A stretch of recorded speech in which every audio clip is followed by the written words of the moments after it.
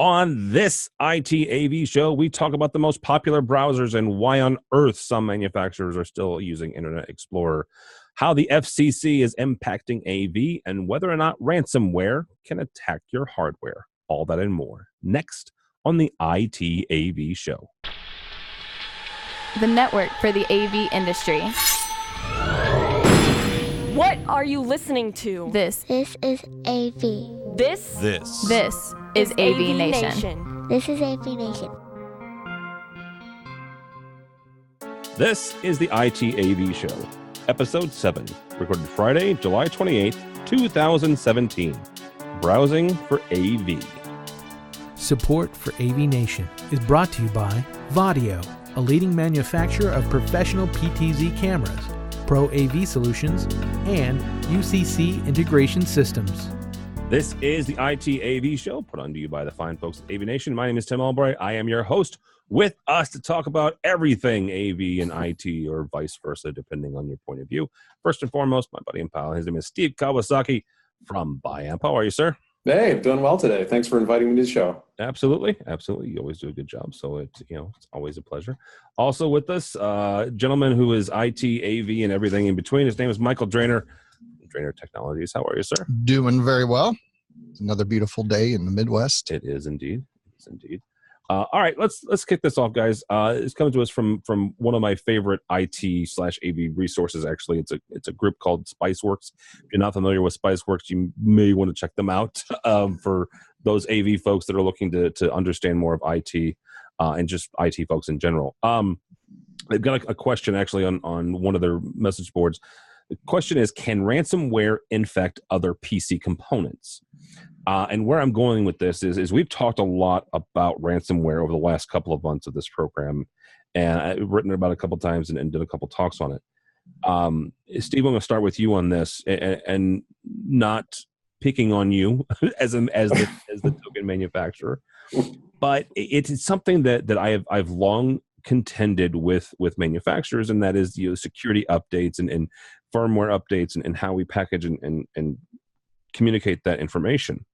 So I'll straight up ask, is there a way that ransomware or some of these other malicious pieces of code can find themselves in AV components?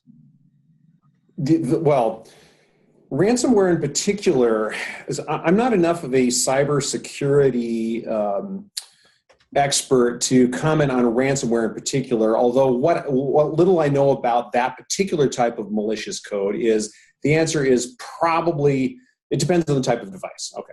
However, malicious software of the broad sort, the answer is absolutely yes. Okay. So let's start out with the assumption that most network connected AV devices can fall into the general category of Internet of Things devices. And so in that category, you can include things like IP cameras, baby monitors, printers, cable modems, WAPs, etc. All of these things that are, Ethernet connected, but not necessarily IT devices, although I suppose WAPs should be included in that. Okay. The vast majority of these devices run on Linux. It's well known in the industry that Linux is in wide use as an operating system, even though it's not necessarily exposed as an operating system in the same way that we think of iOS or Windows. It's not exposed to end users in that way, but it's still an operating system that's operating core of these devices. And it's also well known that Linux has some vulnerabilities. Last October, the big denial of service attack in October, the DYN cyber attack, it exploited a vulnerability in Linux, and it was a huge problem. It brought down half the internet. I mean, very, very large percentage of the internet, and it was all because a Linux weakness was exposed, and it was primarily based on IoT devices. So the answer is yes. I mean, AV devices falling into this general category, assuming that a great number of them are using Linux in their core, just like every other IoT device. So that there are vulnerabilities that can be exploited, and this is well known. All right, Michael. Steve Pearson is a good point that a lot of AV devices use Linux as a core, as a kernel. Is it time to step away from that? Is it time to start using something else to get around some of those vulnerabilities, or is Linux still the most secure thing that we've got? We just have to learn. Manufacturers and integrators and AV and IT professionals need to learn how to secure them better. Well, sorry. Go ahead, Steve. Yeah, well, the latter is actually the case and is in place right now. So there are many both general and vertical market guidelines in place that that are essentially acting as kind of cybersecurity protocols that are designed to not only safeguard IT systems in general, but also IoT subsets of IT systems. So, for instance, there's a generic one called SANS CIS, SANS CIS, and that's sort of general enterprise protocols. But there are plenty of market specific protocols too, things like HIPAA for healthcare. Even though most of us know HIPAA as the form that you sign when you go in to go see your doctor that talks about patient privacy and what sort of communications. There's also a subset of that. Of the HIPAA guidelines, which specifically talk about IT system security, and there are protocols in there, designed to safeguard IoT type devices. And so, if you follow these, and there's many others covering many market verticals and general ones, and if you follow these, there are protocols in place to protect these types of devices, because it's not just AV devices; it's all of these devices that I mentioned. I mean, for instance, if you have a network connected thermostat controls or any other sort of technical building systems that rely on your network connection, these are all essentially IoT devices. And but the good news is that there are protocols, network guidelines that you can follow, which will provide security. And so that is the reality today. Yeah, and that's definitely the case, especially at the software layer as well as the connectivity layer, that the protocols are in place and if followed, give you a lot of intrinsic protections as a result. But I do want to differentiate that, the question posed in the article was really kind of targeting more about the hardware side of things. And protecting the OS layer is the first step to making sure that the hardware is going to be protected, because that's where the compromise is going to come from. So all very salient, valuable points. However, affecting hardware is a real possibility, and it's something that's happened in the past. There have been viruses before that have rewritten BIOS and put post against the CMOS in the legacy days. You could cause CRT monitors to run away with video refresh rates and actually cause damage to devices. You could cause thermal overrun on chipsets by affecting fan speed and hard disk read writes and things like that, right? So can physical damage occur? The answer is absolutely. However, in the case of ransomware, it defeats the purpose. Oh, yeah, good right. If you wreck the hardware, the ransomware can't. There's nothing to hold ransom. Exactly. So is it a threat? I say intrinsically by the nature of ransomware, no. But can a virus, malware cause malicious damage to physical hardware? The answer is yes. Okay, so let me take you counterpoint to that. You can do all these things to a machine, right? Let's talk about what you just said. You can adjust fan speed and stuff like that. Could you lock up the fan then? Lock up the connections? Can you lock up the machine itself until they give you the money, pay you in Bitcoin? Well, you could, but it doesn't do you any good if the machine dies and you can't interact with it to get to the guy. You and I both, and Steve probably has too. Mm-hmm. I've replaced. Couldn't tell you how many fans back in the day when we were building our own machine. Right? Oh yeah, and the machine wouldn't start if the fan wouldn't start, right? But how's the hacker going to communicate with you then? That's true. Okay. Right. So I get what you're saying, but on that point, and not to give anybody malicious ideas here, but right now it's just encrypting files. Well, I've got backups of all my stuff, so I'm not worried about it. Yeah. Right. All right. Well, now we're going to encrypt all your stuff, and we're going to start malicious hardware attacks as well, and we're going to cause your machine to go into thermal. And by the way, we're going to destroy it in the process. So now you've got to buy a new machine, and you've got to recover your data as a result of your negligence to pay the us. ultimate threat, right? So, if you don't pay by X amount of days, then we're going to destroy your machine. So it could be, but I venture to say that the next threat is actually more heinous than that. And that is in public shaming. So think about it. These guys have access to your information. They got access to all your photos, your pictures, your financial records. All this stuff is on your machine. They've just encrypted it, right? They hold the key. Now pay up, or we're going to expose all your information to the web. We're going to take everything that you have, everything private, and we're going to expose it. I know you're not shameful. That's a whole other topic of conversation. All right. But there's a lot of people who do have stuff to protect, and that would actually cause more damage to them than the financial offset of paying the ransom. All right. Yeah. From Computer World, June's browser numbers, Microsoft's Edge strategy fails. In other words, Microsoft's Edge has not overtaken the number one. According to this article, Google Chrome is still the number one browser used on the internet in general. I bring this up to ask a question, and Steve, I want to start with you. Ever since manufacturers started using web browsers in general, I'm trying to say this very carefully, the default was Internet Explorer, right? So if you typed in, if you connected a BiAmp device or an Extron device or whoever's, a lot of these have started developing over the last 15, 20 years. Internal web servers, it's baked into the hardware itself. You tie it, 192.168.1.1 typically, and you tie into it. You can do configurations and stuff like this, but 9 times out of 10, it was always IE, right? When I was a technology manager, it was incredibly infuriating because IE was still a piece of crap back then. So nothing's changed. What is it that makes how do you guys choose a web browser? I guess is the best way to put this. How do you choose which ones that you guys are going to support when it comes to these internally baked web browsers?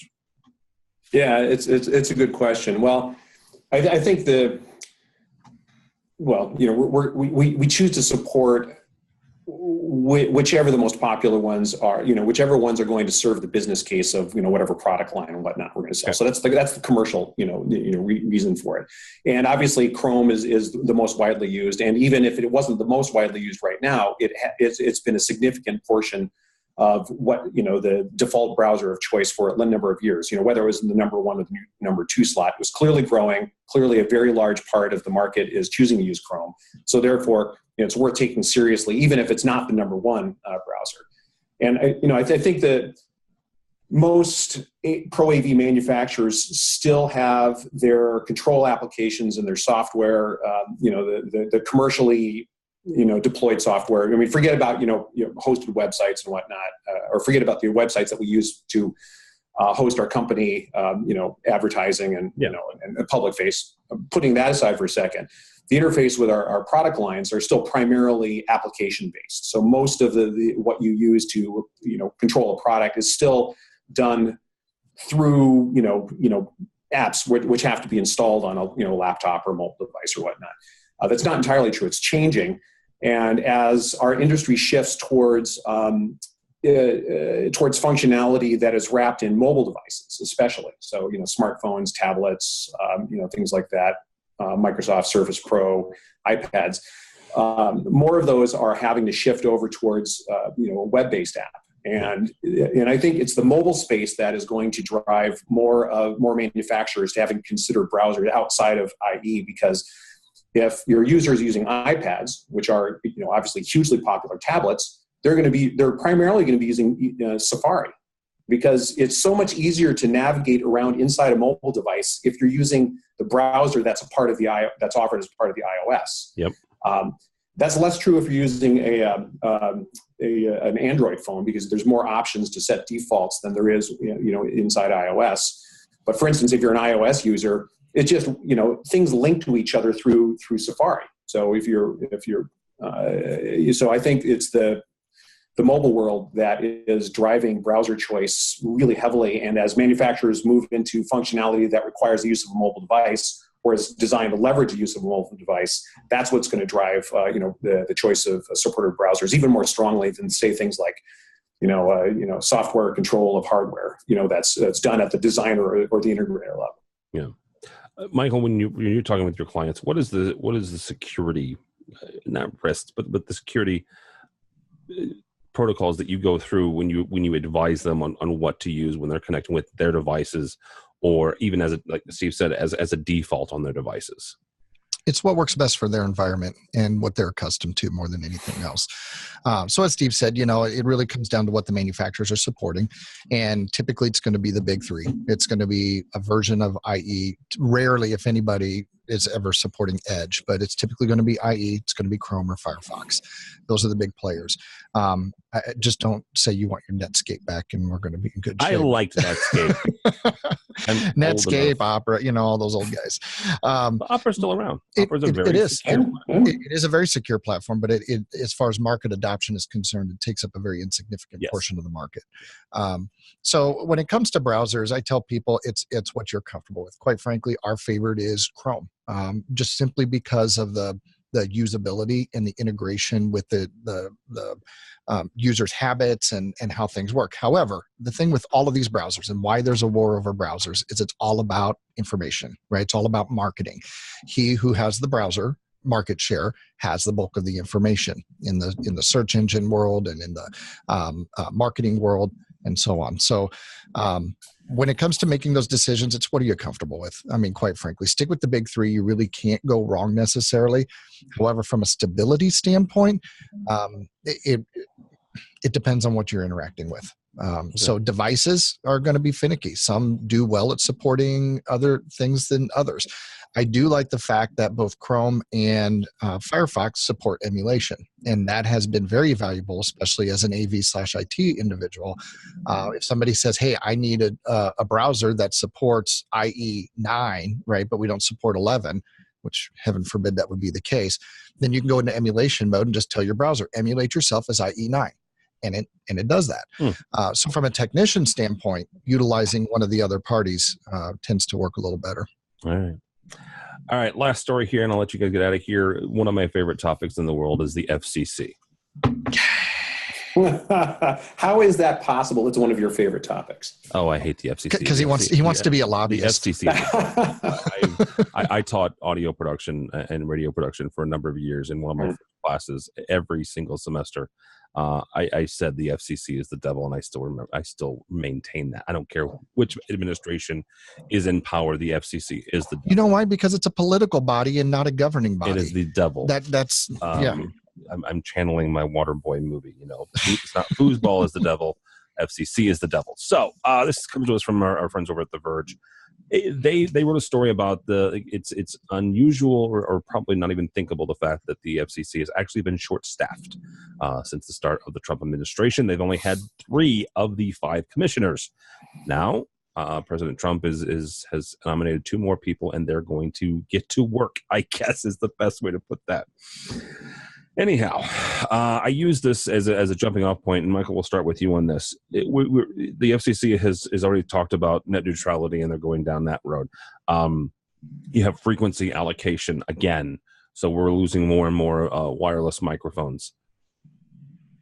The first question is this: is how big of an impact does the FCC as a body have on both the IT world and the AV world? Extremely significant. Extremely significant, because the resources that we're using, we're in more of a connected world today than we've ever been.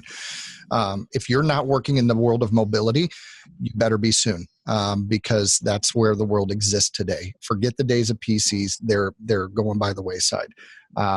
So mobility is king, and that mobility is connected through both mobile data networks as well as internet connections via Wi-Fi.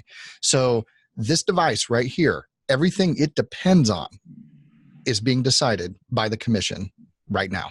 What frequency space it's going to operate in from a cellular standpoint, all the way down to how the data is prioritized on the network in the net neutrality case. So is it significant? Absolutely it is. And those decisions can seriously drive how we consume media and at what quantities and what rates that we're able to consume it. Steve, from a manufacturing standpoint, how big of an impact does the FCC and their decisions have on you guys on a daily basis? It's pushed back a couple of layers, I have to say.